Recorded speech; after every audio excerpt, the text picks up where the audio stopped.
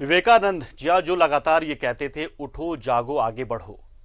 लगातार युवाओं के बीच में उनके विचारों का संचार किया जाता है और कहा जाता है कि आपको महान बनना है, देश को महान बनाना है तो हर युवा का योगदान सही तरीके से हो। और देश के महान दार्शनिक और विश्व के भारत अध्यात्म का डंका बजाने वाले इन्हीं विवेकानंद की जयंती है। यह दिन पूरे देश में युवा दिवस के रूप में मनाया जाता है। उनके विचार और जीवन हमारे लिए प्रेरणादायी हैं। विवेकानंद ने अमेरिका के शिकागो में 1893 में विश्व धर्म महासभा में देश के सनातन धर्म का प्रतिनिधित्व किया था। उनके गुरु रामकृष्ण परमहंस थे। उनकी याद में उन्होंने रामकृष्ण मिशन की स्थापना भी की थी। तो इन्हीं विवेकानंद की जयंती आज है और इस दिन को हम युवा दिवस के तौर पर मनाते हैं। और इस दिन देश भर में कई हिस्सों में और झारखंड में भी बहुत सारे कार्यक्रम होते हैं, क्योंकि कोशिश होती है कि युवाओं को विवेकानंद के विचारों के साथ जोड़ा जाए। और झारखंड में किस तरीके से इस जयंती को मनाया जा रहा है, हम सीधा रुक करते हमारे सहयोगी अंजनी के पास, जो इस वक्त हमारे साथ जुड़ गए। सीधा अंजनी, आप इस वक्त कहां पर हैं और वहां किस तरह की तैयारी चल रही है? कैसे मनाया जाएगा इस खास दिन को, इस युवा दिवस को, विवेकानंद की जयंती को कैसे मनाने की तैयारी की जा रही वहां पर? देखिए, आज स्वामी विवेकानंद की जयंती है और ऐसे मौके पे रांची के साथ साथ पूरे भारत में जो है मतलब राष्ट्रीय युवा दिवस के तौर पे मनाया जाता है, क्योंकि युवाओं के प्रेरणा स्रोत रहे थे स्वामी विवेकानंद।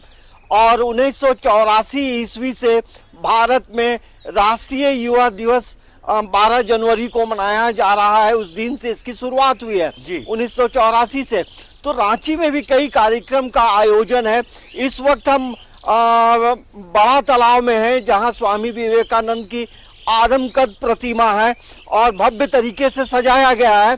और ये जो खबरें आ रही हैं कि मुख्यमंत्री भी जो है यहाँ पे आएंगे और माल्यार्पण करेंगे और युवाओं को जो है एक संदेश भी देंगे, क्योंकि पूरे भारत में और झारखंड में हम देखेंगे आज का जो यूथ है उसका पॉपुलेशन ज़्यादा है और युवाओं की जो सोच है, उनका जो मेहनत है, उन्हें एक सही मार्गदर्शन मिले। इन तमाम चीज़ को लेकर मुख्यमंत्री अपने संबोधन में कह सकते हैं। तो ये बड़ा तालाब का दृश्य आप देख सकते हैं। खेल कूद एवं युवा कार्य निदेशालय की तरफ से ये पूरी तैयारी की गई है। ये आप देख सकते हैं, रेड कारपेट यहाँ बिछाया गया है और अलग अलग कलर के जो झंडे हैं वो कहीं ना कहीं अलग अलग रंग जो हैं वो प्रेरणा दे रहे हैं। और स्वामी विवेकानंद की जो आदमकद प्रतिमा है वो आप देख सकते हैं।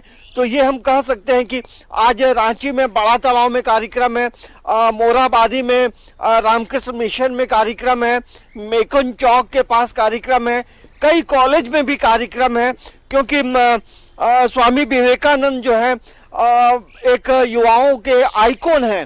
क्योंकि उनकी जो सोच है कहीं ना कहीं ये बताती है कि आपको खुद की मेहनत, अपना आत्मविश्वास और फिजिकली मेंटली आप फिट रहेंगे तो आप कोई भी काम, बेहतर काम, अच्छा काम कर सकते हैं। लेकिन स्वामी विवेकानंद का जब नाम आता है बहुत ही तो महत्वपूर्ण कोट है स्वामी विवेकानंद का, जब वो कहते हैं उठो जागो आगे बढ़ो और लक्ष्य की प्राप्ति तक मत रुको। ये हमेशा वो कहते रहते हैं। तो ऐसे में युवाओं को कैसे विवेकानंद के साथ जोड़ा जाए कि जो युवा हैं वो समाज में एक बेहतर काम करके एक बेहतर समाज की स्थापना करें, क्योंकि लगातार हम देख रहे हैं बहुत सारे ऐसे युवा हैं जो समाज, जो मुख्य समाज की जो धारा है, जो सामाजिक गतिविधियां, उनसे दूर हो जाते हैं, असामाजिक प्रकृति के बन जाते हैं। ऐसे में किस तरीके से स्वामी विवेकानंद के इन विचारों से युवाओं को जोड़ने की पहल या कोशिश की जा रही है?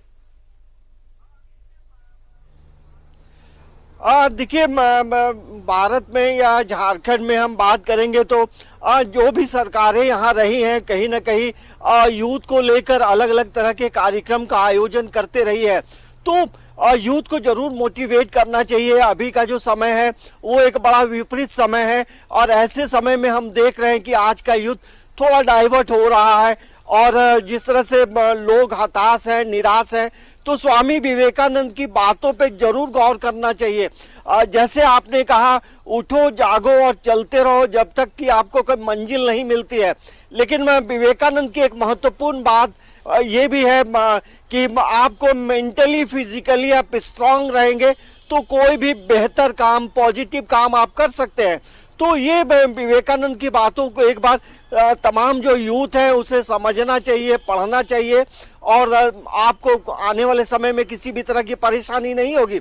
लेकिन जब स्वामी विवेकानंद का नाम आता है तो उनके साथ झारखंड का एक कनेक्शन भी है, वो तमाम दर्शकों को बताना भी चाहते हैं। बिल्कुल। देखिए, स्वामी विवेकानंद जो है अपने जीवन काल में लगभग 6 से 7 बार जो है बाबा बैजनाथ धाम के दर्शन भी किए हैं। तो ये वहाँ जो देवघर के जो लोग हैं वो बताते हैं, और वहाँ कई लोगों के पास तस्वीर है, दस्तावेज है, चिट्ठी है स्वामी विवेकानंद की।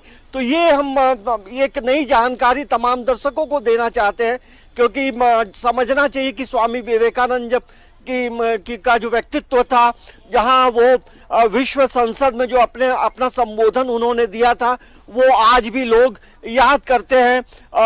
ये लगभग 1893 ईस्वी की बात है जब वो विश्व संसद में अपना संबोधन दिया था। तो एक योगी के ड्रेस में वो विश्व संसद में पहुंचते हैं, अपनी बातों को रखते हैं, भारत की जो संस्कृति है, भारत की जो सोच है, उसको विश्व के पटल पे रखने वाले स्वामी विवेकानंद ने इतने बेहतरीन तरीके से रखा कि आज भी उनका जो शिकागो में जो उन्होंने जो भाषण दिया था, आज भी लोग पढ़ते हैं और उससे प्रेरित होते हैं। तो स्वामी विवेकानंद को जरूर समझें, स्वामी विवेकानंद की किताबों को जरूर पढ़ें। और आज के परिप्रेक्ष्य में लगता है कि स्वामी विवेकानंद की जो बातें हैं वो आज भी बहुत इस विपरीत समय में बहुत युवाओं को मदद करेगा।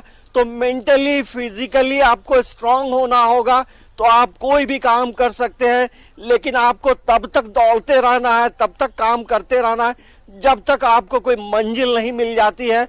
तो ये स्वामी विवेकानंद के जो विचार है सभी लोगों को के लिए जो है प्रेरणा स्रोत है, लेकिन विशेष तौर से जो आज का यूथ है उनके लिए वो आइकॉन है।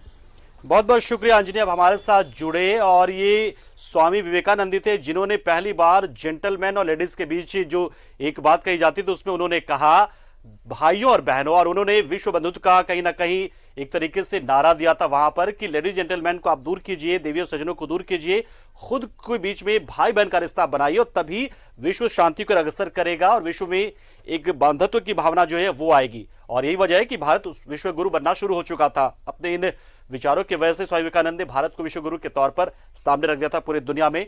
और अंजनी हमारे सहयोगी बता रहे थे लगातार कि किस तरीके से आज के कॉन्टेक्स्ट में, आज के परिप्रेक्ष्य में विवेकानंद जी की जो जयंती है वो जयंती पर उनके जो विचार हैं उनसे युवाओं को जोड़ना बहुत जरूरी हो गया है, क्योंकि जो युवा हमारे वो डाइवर्ट हो रहे हैं, उनमें जो राष्ट्र की भक्ति है या फिर समाज के प्रति जो उनकी जिम्मेदारी उससे वो थोड़ा सा डाइवर्ट हो रहे हैं, वो थोड़े सेंट्रिक हो रहे हैं। और सेल्फ सेंट्रिक होना जो है उसका मतलब साफ हो जाता है कि आप समाज और किसी को कोई योगदान आप देने नहीं जा रहे हैं। हमारे शुक्रिया अंजनी, आप हमारे साथ जुड़े।